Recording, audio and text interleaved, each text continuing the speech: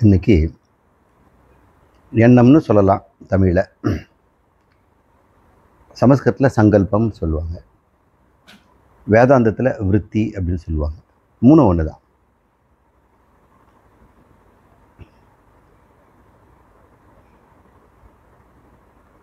விருத்தி என்பது ஒரு மாடிஃபிகேஷன், ஒரு மாற்றம், ஒரு மாறுதல். அந்த மாற்றத்தினால அந்த பொருள் எந்த கேடும் இல்லாமல் இருந்தால் அது பேர் அது விருத்தின்ற அர்த்தம் நம்ம எடுத்துக்கிறோம். குழந்தைங்க காகிதத்தை மடித்து ஏரோப்ளேன் செய்தால் அது ஒரு விருத்தி. அந்த காகிதத்தை எந்த கேடும் கிடையாது. மறுபடியும் அதை சதுரமாக்கிடலாம், பிரிச்சிடலாம். மறுபடியும் வேறு மாதிரி மடித்து அதை நம்ம கப்பல் செய்யலாம், ஒரு ஆமை செய்யலாம், கொக்கு செய்யலாம். இதெல்லாமே அந்த பேப்பர் ஒரு ஆகாரத்தை எடுத்துக்குது, ஒரு உருவத்தை எடுத்துக்குது. ஆகாரம்னா உருவம். எடுத்ததுனால கொஞ்ச நேரம் அது நிற்கும். மறுபடியும் அது இன்னொரு உருவம் எடுக்கிற வரைக்கும் அது இருக்கலாம். அது ரொம்ப நேரம் இருக்காது. இந்த காகிதம் கூட அது பிரிக்கிற வரைக்கும் இருக்கும். நம்ம சொல்கிற எண்ணங்கள் எல்லாம் தோன்றுறது தான். அதுக்கு இது நிற்காததுக்கப்புறம் மறைஞ்சிடும். மறுபடியும் அதை நினைவுபடுத்திக்கிட்டே இருந்தால் தான் நிற்கும்.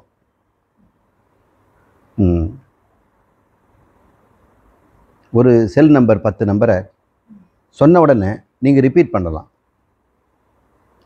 இதில் மந்திரங்களும் நான் சொல்கிறேன், நீங்கள் ரிப்பீட் பண்ணலாம். நான் சொல்லதை கேட்டு நீங்கள் சொல்கிற வரைக்கும் அது நினைவில் இருக்கும்.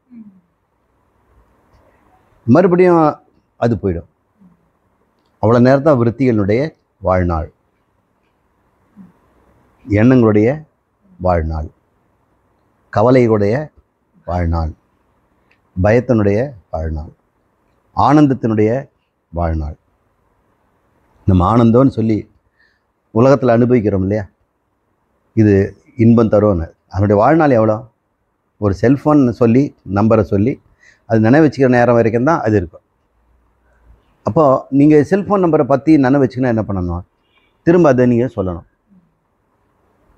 திரும்ப திரும்ப திரும்ப திரும்ப சொல்ல சொல்ல அப்புறம் அது மனப்பாடமாகி அது சங்கல்பமாக இருக்காது, சித்தமாக மாறிடும், மெமரியாக மாறிடும். இப்போ மெமரியில் மாறுற வரைக்கும் ஒன்று நினச்சோம்னா அது என்றைக்கும் போகிறது இல்லை, அது வாசனையாக மாறிடும். இப்போ சங்கல்பங்களை வந்த மாத்திரத்திலே நீக்குன்னு தான் பகவத்கீதையில் கண்ணன் சொல்கிறார். அதை திரும்ப திரும்ப தியானம் செய்வதனால தானே அது காமமாக மாறுது, இல்லை குரோதமாக மாறுது. பிடிக்காத விஷயத்தை திங்க் பண்ணும்போது கோபம் வருது, பிடிக்கிற விஷயத்தை திங்க் பண்ணும்போது காமம் வருது. காமம் குரோதங்கிறதெல்லாம் நாம் அந்த சங்கல்பத்தை எவ்வளோ நேரம் அபியாசம் பண்ணுறோங்கிறது தான். அபியாசம்னா மீண்டும் மீண்டும் அதை சொல்கிறோம். இப்போ நமக்கு சொன்ன ஒரு உதாரணம் உங்களுக்கு புரிஞ்சுக்கிட்டீங்க. ஒரு எண்ணத்தினுடைய கால அளவு செல்ஃபோன் நம்பரை நினைவு வச்சுக்கிற அளவு தான், அல்லது ஒரு மந்திரத்தை சொல்லும்போது ஞாபகம் வச்சுக்கிற வரைக்கும் தான். இது இந்த எண்ணங்கள் தோன்றும் இடம் மனம்னு சொல்கிறோம். அப்போ மனதுக்கு இது போன்ற விருத்திகளை உண்டாக்கக்கூடிய ஒரு தன்மை இருக்கணும் இல்லையா? காகிதத்துக்கு போட்டு செய்வதற்கோ கப்பல் செய்வதற்கோ ஒரு வாய்ப்பை தருது. அந்த காகிதம் எந்த அளவு இருக்குதோ அந்த அளவு தான் போட் இருக்கும். அதனால் பெரிய நிஜமான போட்டெல்லாம் செய்திட முடியாது. ஆனால் மனதுக்கு அப்படி கிடையாது. அவனுடைய விருத்திகள் எல்லாம் அது கொஞ்சோண்டு தான் இருக்குது தலையில், அல்லது இதயம்னு சொல்கிறாங்க. சாஸ்திரம் இதயத்துலன்னு சொல்லுது. எனக்கு இன்னும் எப்போவும் தலையில் தான் தெரியுது. வேணால் கனவுல கண்ட ஸ்தானத்துலேயும் தூக்கத்தில் இங்கே இருக்கலாம். ஆனால் எப்பொழுதுமே நமது வலது கண்ணில் தான் நம்முடைய நனவு இருக்கிறதுனால சாஸ்திரமும் சொல்லுது. அப்போ மனம் அதை கொண்டு ஒரு மலையை உண்டாக்கலாம், அதை மடித்து போட்டு அப்புறம் கடலை உண்டாக்கலாம், சப்தத்தை உண்டாக்கலாம். இங்கே பொருளெல்லாம் நம்ம காகிதமாக தான் இருக்கும். இந்த மனம் சப்தத்தையே உண்டு பண்ணுது. காட்சிகளை உண்டு பண்ணு.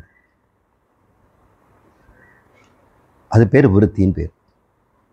அது உண்டு பண்ணி கொஞ்ச நேரம் தான் இருக்கு.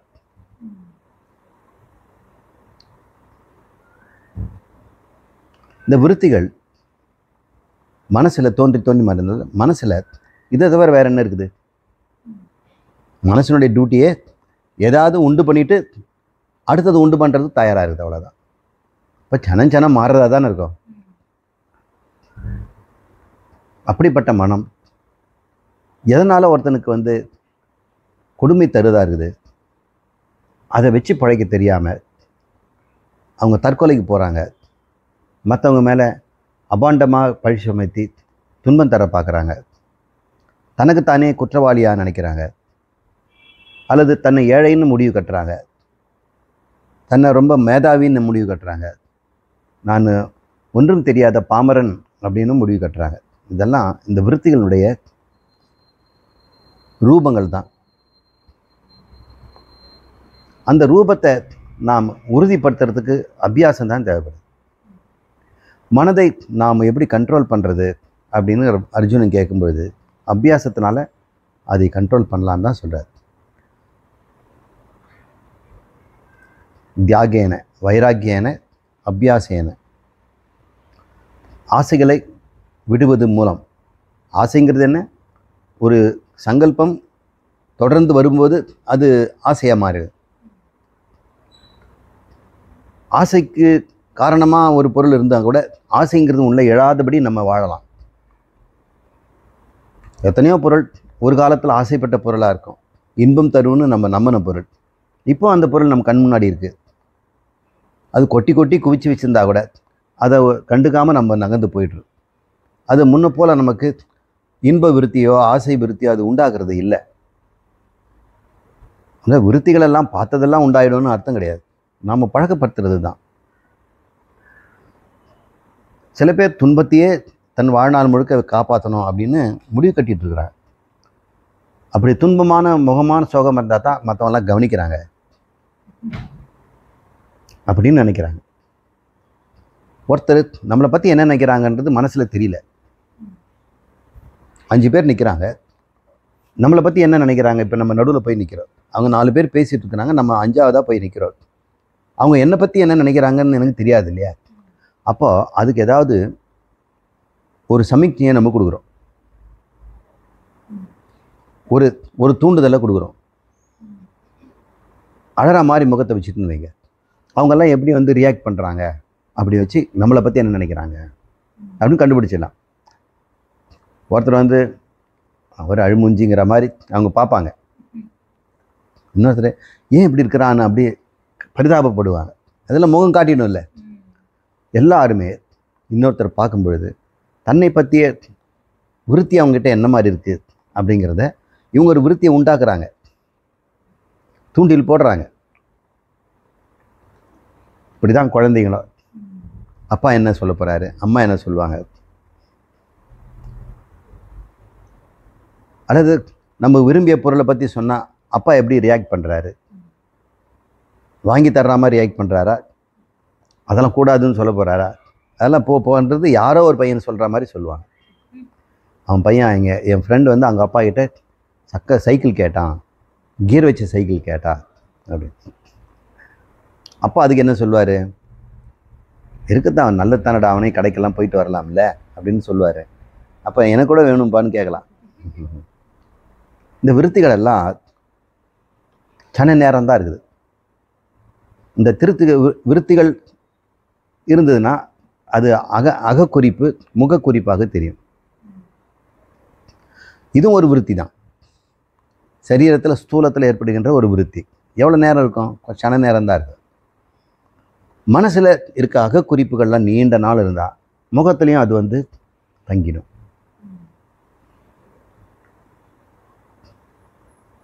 ஹெட்மாஸ்டர் கடுக்கடுப்பாக இருப்பார் எப்பவுமே. சில டீச்சருங்க எப்பொழுதுமே இன்பகமாக இருப்பாங்க. சில உணவர்களில் பார்த்தோம்னா காமெடி பண்ணிக்கிட்டு சிரிச்சு பண்ணிக்கிட்டு ஹாப்பியாக தான் இருப்பாங்க. சில பேர் ரொம்ப கடுமையாக இருப்பாங்க.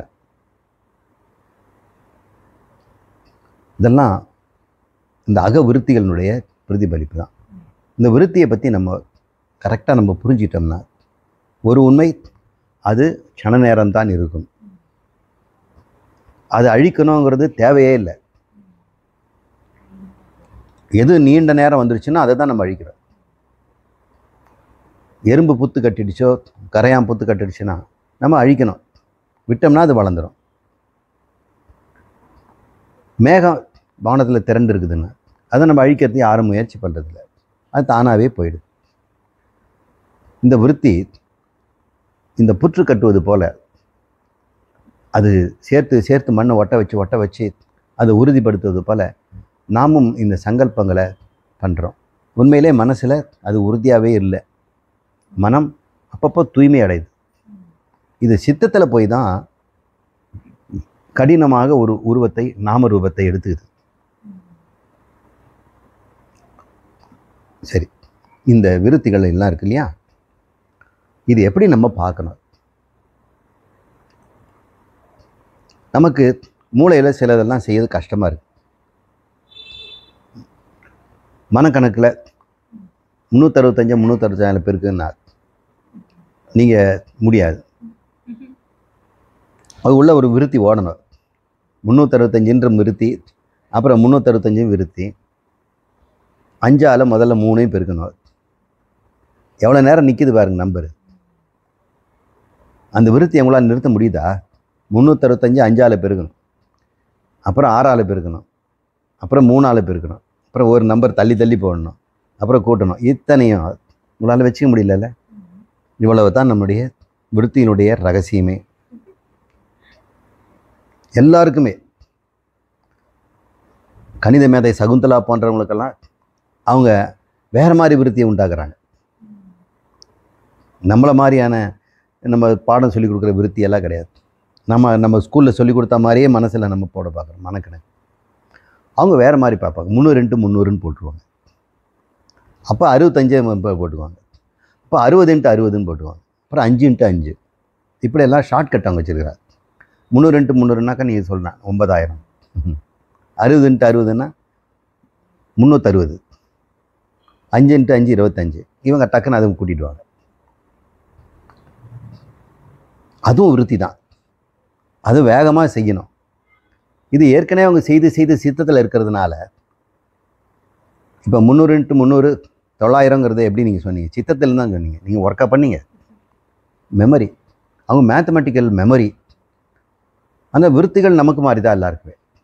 ஐன்ஸ்டீனாக இருந்தாலும், சங்கரராக இருந்தாலும், வியாசராக இருந்தாலும், மனத்தினுடைய விருத்திகள் சனபங்கம், தணிகம். இது ஒன்று உண்மையாச்சா? ரெண்டாவது உண்மை, இப்போ நம்மளால் மூளையில் நமக்கு மேத்தமெட்டிக்ஸ் எல்லாம் போட முடியலன்னா நம்ம கால்குலேட்டருக்கு போயிடும். இப்போ கால்குலேட்டரில் 365 அப்புறம் மல்டிப்ளைன்ற ஒரு சிம்பிள் 365 போடுறோம். ஈக்குவல் டு போட்ட உடனே ரிசல்ட் வந்துடுச்சு. அது என்ன பண்ணுச்சு? அதுவும் விருத்தி தான் உண்டு பண்ணுச்சு. அதுக்கு ஒரு ஷார்ட் மெமரி இருக்குது. 365 போனால் 365 ஞாபகம் வச்சுக்கோ. இன்ட்டு போட்ட உடனே அது கூட்டுறதுக்கு ரெடி ஆகிடும். நீ பெருக்கல் தான் கொடுத்துருக்குறீங்க, அதை 365ன்னு போட்டிங்கன்னா 365 365 365 ஆட் பண்ணிக்கிட்டே இருக்கும். 365 ஒரு கரண்ட்டுன்னு வைங்களேன். 365ங்கிறது ஒரு கரண்ட்டாக எடுத்துக்கோ. இத்தனை மில்லி வோல்ட்டுன்னு அதை மெஷர் பண்ணிங்க. 365ங்கிற ஒரு வோல்ட் இல்லையா, அது ஆட் பண்ணிகிட்டே வரும். எத்தனை தடவை போடும்? 365ன்னு ஆட் பண்ணோன்னே டோட்டலாக எத்தனை மில்லி வோல்ட் வரும் இல்லையா, அதுதான் அது மில்லி நம்பராக காட்டும். இப்போ அதுக்குள்ளே ஒரு விருத்தி நடக்குது இல்லை. அது மேத்தமெட்டிக்கை பற்றி நீங்கள் அப்புறம் பின்னாடி படிச்சுக்கங்க. நமக்கு அந்த எழுத்துக்கள் மேலே வரும் வரைக்கும் அது உள்ளுக்குள்ளே ஒரு விருத்தி நடக்குது. தொட்ட உடனே ரிசல்ட் வந்துடுது. அந்த விருத்தி அது வந்து செய்யவே அது விருத்தியை உண்டாக்கிக்கிட்டே இருக்குது. கடைசிய விருத்தி என்னமோ அதை கேட்டால் கொடுத்துடுது. அந்த விருத்திகளை கால்குலேட்டர் அறியுமா? தெரியாதுல்ல. நீங்கள் தானே அறியறீங்க. அப்போது நீங்கள் கால்குலேட்டருக்கு விளக்கு. உங்களுக்கு தான் விளங்குது. நீங்கள் தான் விளக்குறீங்க, நீங்கள் தான் விளங்கிக்கிறீங்க. விளக்குன்னு என்ன? அது இருக்கிறத நீங்கள் தான் பார்க்குறீங்க. You are the light. அது என்னன்னு விளங்கிக்கிறது நீங்கள் தான். இப்போ அது புரிஞ்சுக்கிட்டீங்களா? இப்போ கால்குலேட்டருங்கிறது வெறும் விருத்தி, அதுக்கு சுயமாக பிரகாசம் இல்லை, நீங்கள் தான் அதை பிரகாசப்படுத்துறீங்க. ரெண்டாவது சுய விளக்கமும் இல்லை, நீங்கள் தான் அதை விளங்கிக்கிறீங்க. இப்போ கால்குலேட்டருக்கு நீங்கள் தான் ஆத்மா, ஸ்வயம் பிரகாச ஆத்மா. விளங்கிக்கிட்டதே நீங்கள் விளங்கிக்கிறீங்க, விளங்கும் போதும் விளங்கிக்கிட்டே இருக்கிறதும் நீங்கள் புரியுறீங்க. இது அத்தனையும் ஆத்மா தான் செய்யும். இப்போ கால்குலேட்டர் ஜட வஸ்து, அதில் விருத்தி நடக்கிற மாதிரி தானே நம்ம மனசில் நடக்குது. இப்போ மனசுக்கிட்ட ஒரு வேலையை கொடுக்குறோம், அந்த வேலையை அது செய்யுது, முடிச்சிட்டோம்னா நம்ம வந்து பார்க்குறோம். யார் பார்க்கறது? ஆத்மா தான் பார்க்குது. இந்த ஆத்மாங்கிறத இப்போ நம்ம என்ன பண்ணுறோம்னா சிதாபாசன்னு பேர் வச்சுப்போம். ஏன்னா ஆத்மா பார்த்ததுன்னா அந்த ஆத்மா உங்களுடைய மனசையும் பார்க்கும். ஆத்மா பார்க்கறதில்ல. பிரதிபிம்ப சைதன்யம், அந்த கரண பிரதிபிம்ப சைதன்யம், அது ஆபாச சைதன்யம், ஆபாச சேதனம். முதல்ல விருத்திக்கு அது வெளிச்சம் கொடுக்குது, அது விருத்தி சேதனம். இதுதான் பார்க்குறது, அதை புரிஞ்சுக்குது. இது ரெண்டுமே சிதாபாசம் செய்யுது.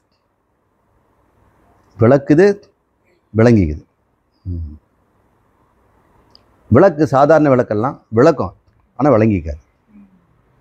சூரியன் எல்லாத்தையும் விளக்கும், ஆனால் விளங்கிக்காது. ஆனால் சிதாபாசன் விளக்குவான், விளங்கி கொள்வான். கண்ணாடி முன்னாடி ஒரு தீபத்தை ஏற்றி வச்சோம்னா அந்த தீபமும் அதுவும் ஒரே மாதிரி தான் இருக்கு, அசையாமல் இருக்குது, அதுவும் அசையாமல் இருக்குது. உண்மையிலே சில சமயம் எது உண்மையான தீபம் எது ரிஃப்ளெக்ஷன் கூட தெரியாது. அது கண்ணாடியினுடைய விளிம்பு நமக்கு தெரியறதுனால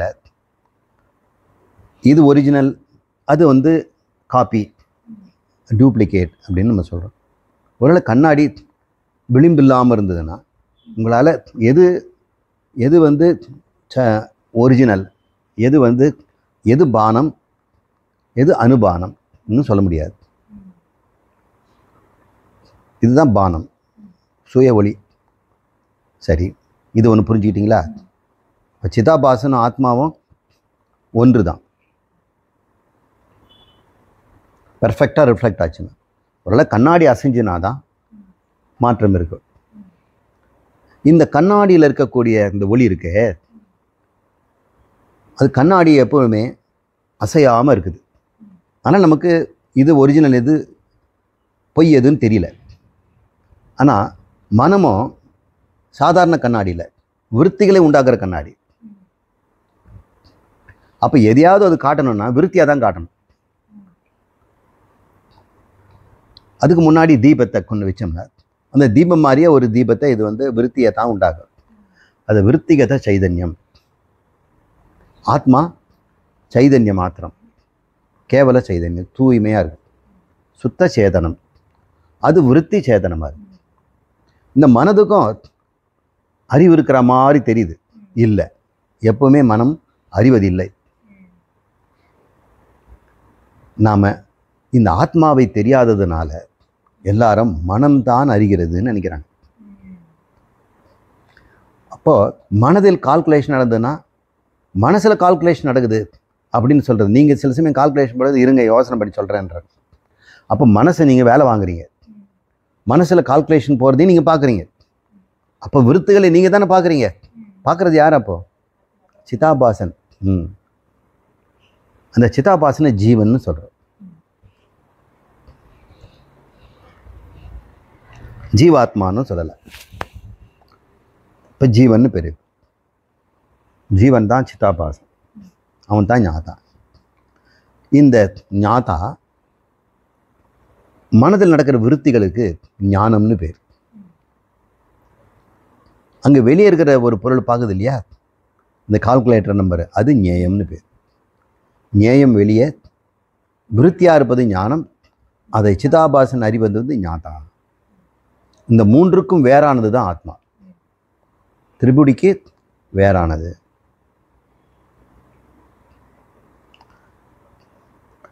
இனிமேல் கால்குலேட்டரில் நடக்கிறத நீங்கள் பார்த்து சரியாக வந்து ரிசல்ட்டு இதை செய்யலாம் அப்படின்னு எப்படி பயன்படுத்துகிறோ அதுபோல் உங்களுடைய விருத்திகளையும் நீங்கள் கால்குலேட்டர் மாதிரி பாருங்கள். ஒழுங்காக வேலை செய்யுது. கால்குலேட்டருக்குன்னு சொந்தமாக கற்பனைகள்லாம் வந்து நீங்கள் அதை தூக்கி போட்டுரும். இப்போ மனம் பழைய வாசனைகளால் தானே விருத்திகளை உண்டாக்கும். வெளிய விஷயம் இல்லாவிட்டாலும் அது மனோவிருத்திங்கிறோம். இதுக்கு முன்னாடி சொன்னதெல்லாம் விஷய விருத்தி. வெளியேருந்து ஒரு விஷயம் வந்ததுன்னா அதை ஒரு விருத்தி காட்டும். கால்குலேட்டரில் இருந்து கால்குலேட்டர் தான் மனசுன்னு வைங்க. இப்போ நீங்கள் பார்க்குறீங்க, இப்போ கால்குலேட்டர் தான் நாங்கள் ஒர்க் நடக்குதுன்னு சொல்கிறீங்க. உங்களுக்கு நல்லா தெரியுது.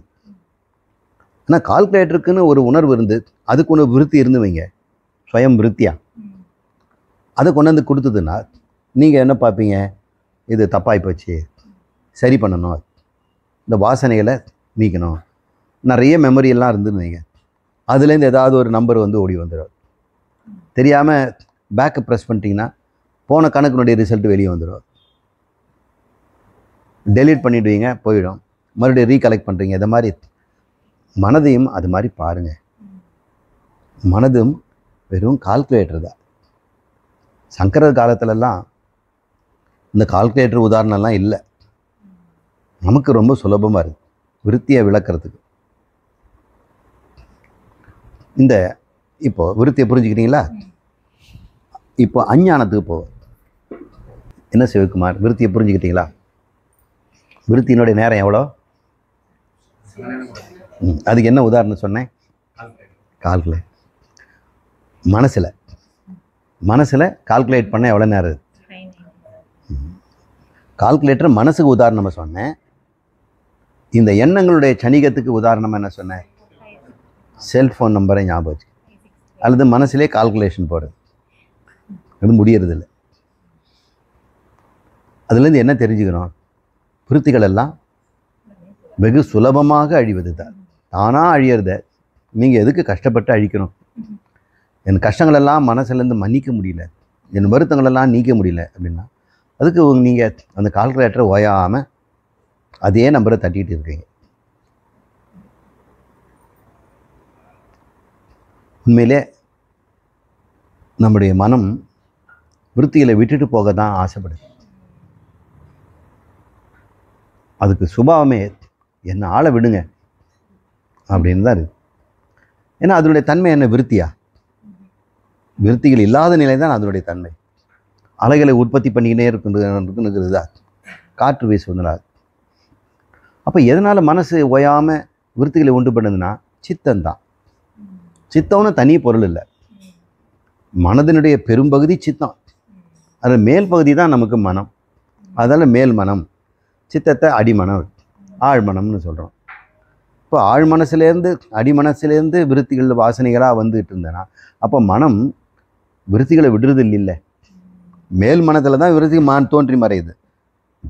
ஆழ் மனசுலேருந்து விருத்திகள் தோன்றிக்கிட்டே தான் இருக்கு, வெளியே விஷயம் இல்லாவிட்டால். அப்போ விஷய விருத்தி, மனோவிருத்தி அப்படின்னு பார்த்தோம். இதை அறிவது சிதாபாசன். சிதாபாசன் உண்மையிலே சைதன்யம், சித்து தான். இப்போதைக்கு நம்ம சிதாபாசன் கூப்பிட்றோம். ஏன்னா அது ஒரு தலையில் நடக்கிறதுனால, ஒரு ஜீவனிடம் நடக்கிறதுனால. மற்றவங்ககிட்ட அது நடக்காததுனால நம்ம அதை பிரித்து சொல்கிறதுக்கு சிதாபாசன் அப்படின்னு சொல்கிறோம். இப்போ அஞ்ஞானத்து வரும். என்ன சிவகுமார் கேஷ் பண்ணிட்டாராங்கிறதுக்காக அதை ரீகலெக்ட் பண்ணிட்டோம். விஷய அஞ்ஞானம் அப்படின்னு ஒன்று.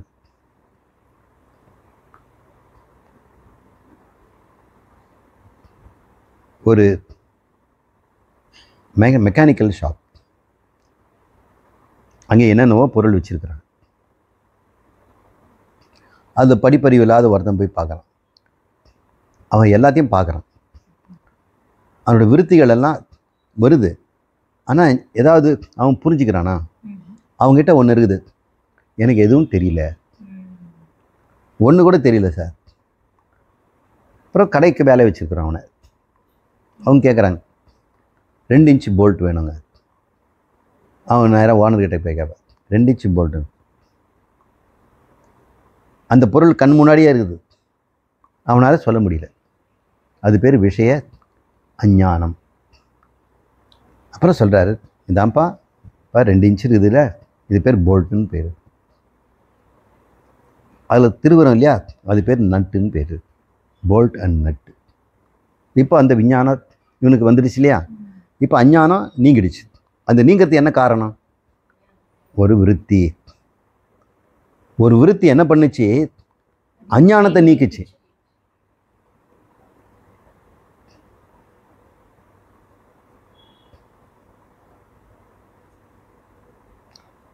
அறிவை உண்டாக்கல. அறிபவன் எப்பவும் இருக்கிறான்,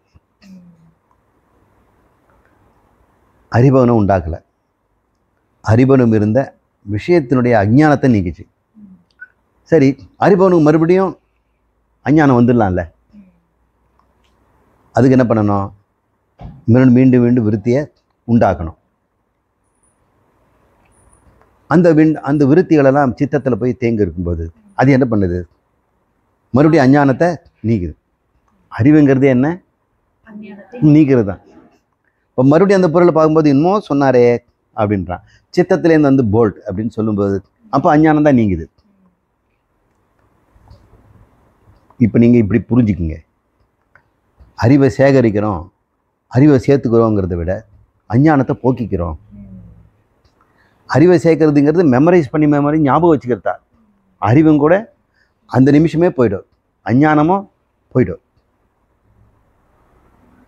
அந்த அறிவை நாம் அனுதினமும் யோசனை பண்ணாதான் அதுவும் நிற்கும். ஏன்னா அது விருத்தி. இதுக்காக ஆத்மாவை நம்ம உண்டாக்க வேண்டியதில்லை, அவனை நம்ம வச்சுருக்கிறோம்.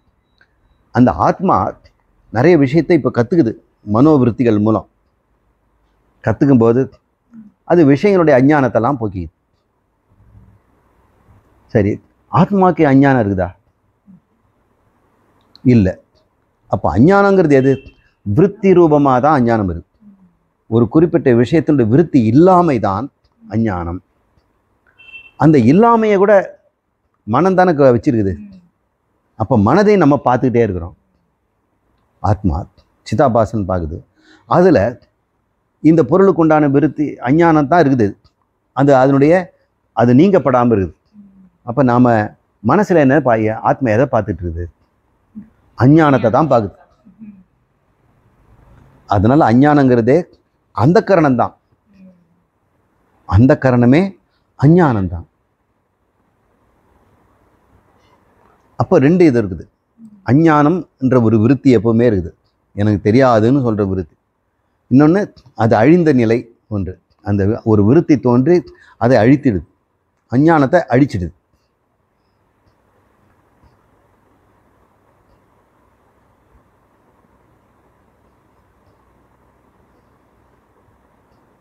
இப்போ விஷய அஞ்ஞானங்கள் நீங்கள் அந்த கடையில் போய் பார்க்கும்பொழுது உங்களுக்கு தெரியுது இல்லையா? உங்களுக்கு பூ கடைக்கு போனால் அந்த மாதிரி ஒரு அஞ்ஞானம் இல்லை, எல்லாம் சொல்லிடுறீங்க. துணி கடைக்கு போனாலும் சொல்லிடுறோம். ஆனால் ஒரு பக்கமாக மியூசிக்கல் நோட்ஸ் எழுதியிருக்கேன், 4 கோடு கிழிச்சு. எந்த பக்கம் திரும்பினாலும் உங்களுக்கு அஞ்ஞானம் தான் இருக்குது. அப்போ உங்களுக்கு அதை பற்றி அஞ்ஞானம் இருப்பதை அறிகிறீர்கள், இதுதான் முக்கியம். அதுக்கு விருத்தி தேவையா? அதுக்கு விருத்தி தேவையா? அந்த விருத்தி இல்லாத மனமே அஞ்ஞானம்னு பேர். இப்போ ஒன்றுத்துக்கு ஒரு அஞ்ஞானம் வச்சிருப்போமா என்ன? ஒரே அஞ்ஞானம் தான், மனம்தான் அஞ்ஞானம். அந்த மனத்தில் விருத்திகளை உண்டாக்கி அஞ்ஞானத்தை நீக்கும். இப்போ விஷய ஆகார விருத்திகள் எல்லாம் அந்தந்த விஷயத்துக்கு உண்டான அஞ்ஞானத்தை போக்கடிக்கிறது. அப்போ ஆத்மா அதை விளங்கிக் கொள்கிறது, அது விளங்கிடுது. விளங்குறது விருத்தியா? அது விளங்குறதுக்கு ஒரு விருத்தி தேவைப்படுது, சிதாபாசன் தேவைப்படுது. ஏன்னா அது உடனடியாக விளங்கிடுச்சுன்னு வைங்க, இவன் திரும்ப திரும்ப கேட்க மாட்டான். அப்போ விளக்கமும் ஒரு விருத்தி. இது போல்ட்டுன்னு சொன்னார், அவன் வந்து மறுபடியும் வேற ஒன்று எடுக்கிறான். அப்படின்னா ஒன்றும் விளங்கலைன்னு அர்த்தம். அப்போ விளக்கமும் வருது. அது பேர் பல விருத்தி அப்படின்னு பேர்.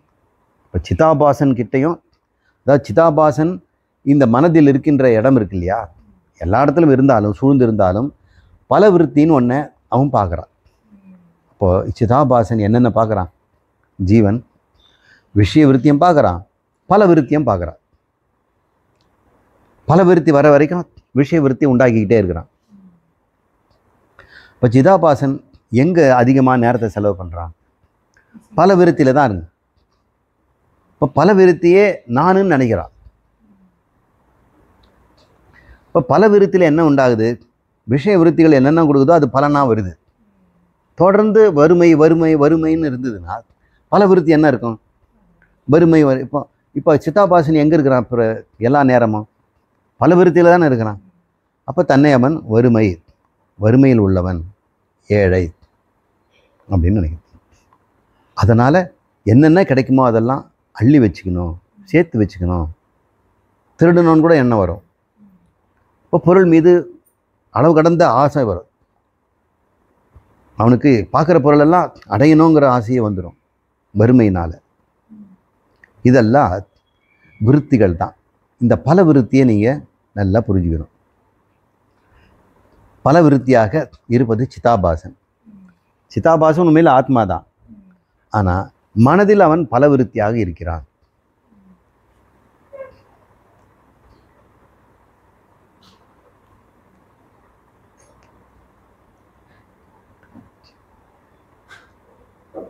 அடுத்த லெவல் போகும்.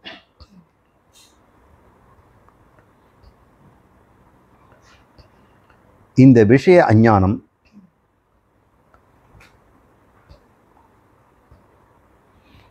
விருத்திகளால் நீங்குது. இதே மனசில் கூட்டஸ்த அஞ்ஞானம்னு ஒன்று.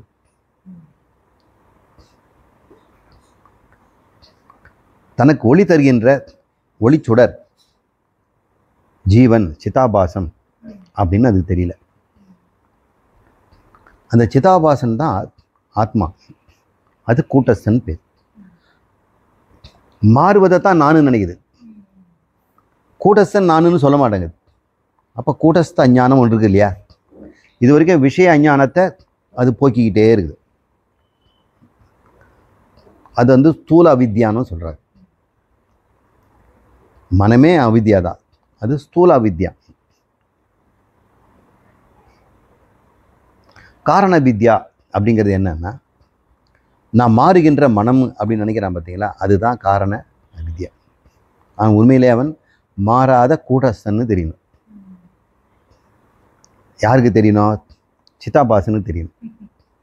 ஏன்னா அவன் தானே பல விருத்தியில் இருக்கிறான். அந்த பல விருத்தியில் நான் கூட்டஸ்தங்கிறதே இல்லை, நான் மாறாதவங்கிற எண்ணமே இல்லை அதுக்கிட்ட. நான் மாறுபவங்கிறது மிக திடமாக அனாதி காலத்திலிருந்து இருந்து கொண்டிருக்கிறதுனால அது கூட்டஸ்த அஜ்ஞானம்னு சொன்னேன்.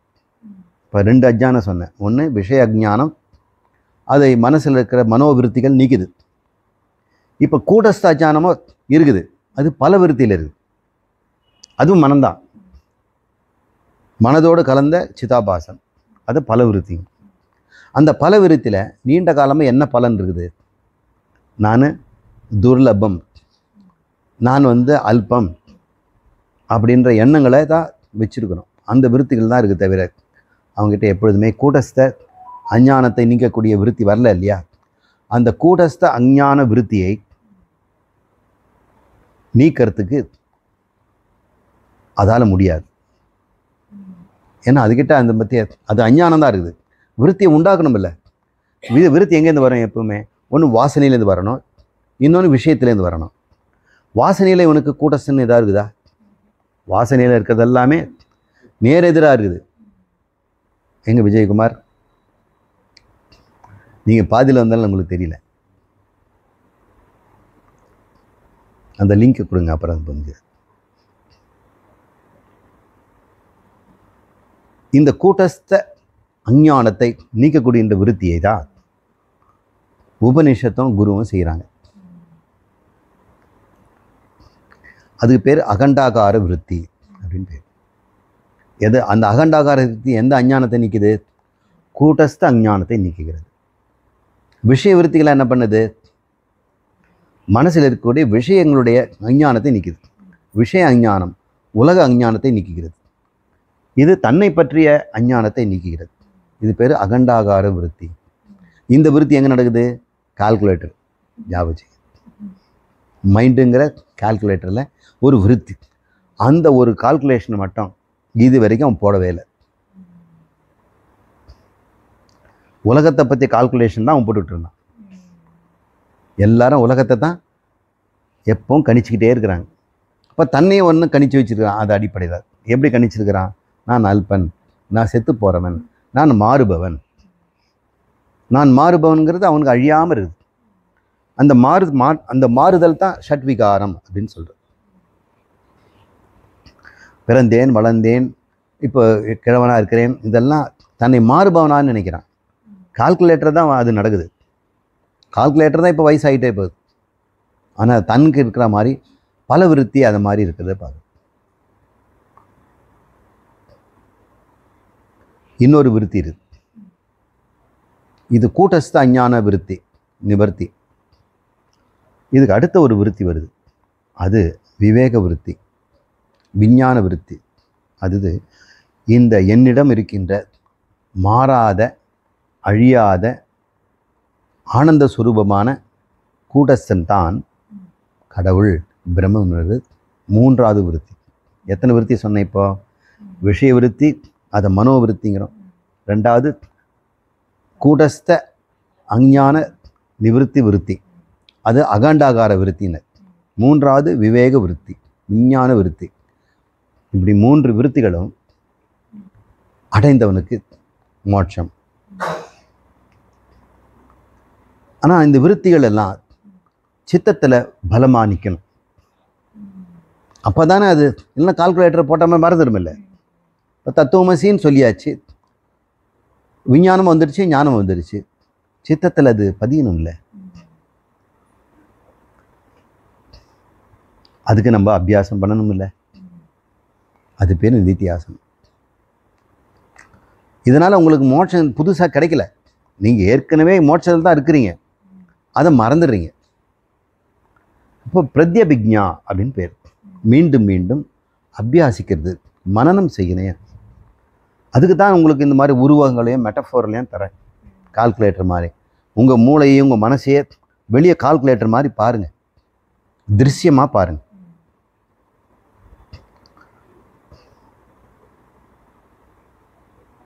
சரி, விஷய விருத்திக்கு பல விருத்தி தேவைப்படுது. அகண்டாகார விருத்திக்கு பல விருத்தி தேவையா? இதையே நீங்கள் சிந்திச்சு பார்க்கணும்.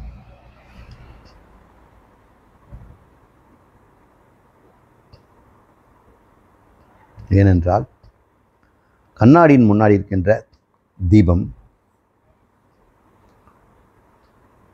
தன்னையும் காட்டிக்கொண்டு கண்ணாடி இருக்கிற தீபத்தையும் காட்டுது. கண்ணாடியில் இருக்கிற தீபத்தை நீங்கள் எப்படி பார்த்தீங்க? இந்த தீபத்தின் ஒளியில் தான் பார்த்தீங்க. அப்போ சிதாபாசனுடைய ஒளியே ஆத்மான ஒளின்னு ஆத்மாவை கொண்டு தான் பார்த்துருக்குறார். அப்போ ஆத்மாவை பற்றி ஒளி உண்டாக்கணுமா? அது சிதாபாசன். அதனால் பல விருத்தி கிடையாது. அகண்டாகார விருத்திக்கு பல விருத்தி கிடையாது. அது உன்னை பற்றியது. அதுவும் விருத்தியில் வந்து என்ன ஆகும்? பரோட்ச ஞானம் ஆகிடும். அது விஷயமாயிடும், விஷய விருத்தி ஆகிடும். இந்த சொல்களெல்லாம் நம்ம அடிக்கடி சிந்திக்கணும், கேட்கணும். யூடியூப்பில் கேட்குறதெல்லாம் நோட் புக்கில் எழுதிக்கணும். இந்த சொல் இல்லாமல் சிந்திக்க முடியாது. எல்லாருமே சொன்னாரே சிந்தனைக்கு ஒன்றுமே வராது. அதனால் இந்த கலைச்சொற்கள் நமக்கு ரொம்ப அவசியம், அடிப்படையானதெல்லாம். இன்றைக்கி நான் ஒரு 4-5 கலை சொற்களை புதுசாக சொன்னேன். இதெல்லாம் முன்னாடி சொல்லியிருக்கிறது தான். வெவ்வேறு இடத்துல வெவ்வேறு தொகுப்பாக நம்ம தரோம். இந்த தொகுப்பில் விருத்திகளை பற்றி பேசணும், அந்த விருத்தியினுடைய ஒரு க்ஷணிகத்தன்மையை பேசணும். அது சித்தத்தில் தான் அது வந்து அபியாசமாகி உறுதித்தன்மையை பெறுது. அது கூட தோன்றி மறையக்கூடியது தான் அதுவும். ஆனால் அதுவும் அபியாசம் பண்ணிக்கிட்டே இருக்குது. எவ்வளோ விருத்திகளை சித்தத்திலேருந்து நாசம் பண்ணிடலாம். அது கொண்டு வந்துட்டோம்னா, எண்ணங்களை கொண்டு வந்தால் அப்போ என்ன அழிஞ்சிடும். வாசனையை கொண்டு வந்து அழிச்சிடணும். வாசனை வந்த பிறகு மறுபடியும் அதையே பற்றி யோசனை பண்ணி வாசனையை இன்னும் கெட்டிப்படுத்துகிறோம். அதனால் வாசனைகளை நம்ம அழிக்க வேண்டியதில்லை, அது அழியத்துக்கு தான் வெளியே வருது. வாசனைகளாக இருக்கும்போது நமக்கு ஒரு பிரச்சனையும் இல்லை, ஆனால் அது வெளியே வரும்போது தான் பிரச்சனை. அது எல்லா விஷயங்களுமே அப்படி தானே, எல்லாமே தோன்றிய உடனே மறையத்தானே. அப்போ வாசனையும் தோன்றிய உடனே மறையத்தானே போகுது, அதை பற்றி நீங்கள் ஏன் கவலைப்படுறீங்க இப்படின்னு அனுதினமும் இது ஒரு அபியாசம். இதை சிந்திக்கணும்னா, வேறு எந்த எண்ணங்களும் குறுக்கிடாமல் இருக்கணும்னா தியானம் தான் இதுக்கு ஒரு வாய்ப்பு. அமருங்கள், ஒரு இடத்துல படுங்க, கொஞ்ச நேரம் பிராணாயாமம் பண்ணுங்க, மனசோடைய ரிலாக்ஸ் பண்ணிட்டு இதையே நீங்கள் சிந்திக்க சிந்திக்க இதனுடைய விருத்திகள் தோன்றிக்கிட்டே இருக்கும். இந்த திருவத்து அப்புறம் அந்த விருத்திகள் அழியாமல் சித்தத்தில் பதிஞ்சிடும். ஜீவன் முக்தனுடைய வாழ்க்கை முழுக்கும் அவன் ஆழமான சித்தத்திலே தன்னை பிரம்மம்னு பதிய வச்சிட்டான். அவன் பிரம்மந்தான், ஆனால் சித்தத்தில் அதுக்கு வேண்டியான இடம் இருக்கணும் இல்லை. இது வரைக்கும் இடமே இல்லாமல் இருக்குது. ஏகப்பட்ட பொருளுக்கு இடம் கொடுத்தோம். அகண்டாகார விருத்திக்கும் விஞ்ஞான விருத்தி விவேக விருத்திக்கும் நாம் இடம் தராமல் இருந்தோம். அந்த விருத்தியை நம்ம எவ்வளோக்கு எவ்வளோ அபியாசம் பண்ணுறோமோ, அந்த அபியாசம் பண்ணும் பொழுது மனனம் செய்து செய்து செய்து வாசனைகளை நாம் நிதித்தியாசனம் மூலம் போக்கணும். அதன் பின்னாடி ஓடக்கூடாது. நிதித்தியாசனங்கிறது என்ன? வாசனைகளுக்கு விஷயத்துவங்க தராமல், பொருள் தராமல். ஏன்னா அது ஒரு பொருளாக பார்க்குறோம். கால்குலேட்டர் ஒரு நம்பரை ஒரு பொருள்னு சொல்கிறது இல்லை. பார்த்து வச்சுக்க, இப்போ கொஞ்ச நேரத்தில் போய்டும்பாங்க. நம்ம பார்த்து வச்சுக்கிறோம், அது ஒரு பொருள் இல்லை, பத்திரமா எடுத்து வச்சுக்க முடியாது. அதே போல் மனமும் கூட ஒரு பொருள் இல்லை. வாசனைகளெல்லாம் ஒரு பொருள் இல்லை. பொருளல்லாதவற்றை பொருள் என்னும் மருளாளர் மானக்கடை அப்படின்னு ஒன்று சொல்கிறேன். பொருள் இல்லாததை பொருள்னு நினைக்கிறது தான் பெரிய பெரிய தப்பு. அது இருப்பற்றது, சுயம் சத்தாற்றது, தோன்றி மறைவது, உண்மையிலே முக்காலத்திலும் இல்லாதது. முக்காலத்திலும் அழியாத ஒரு பொருள் இருக்குதுன்னா அது நீதான். இதை நீங்கள் யோசனை பண்ணி பாருங்க.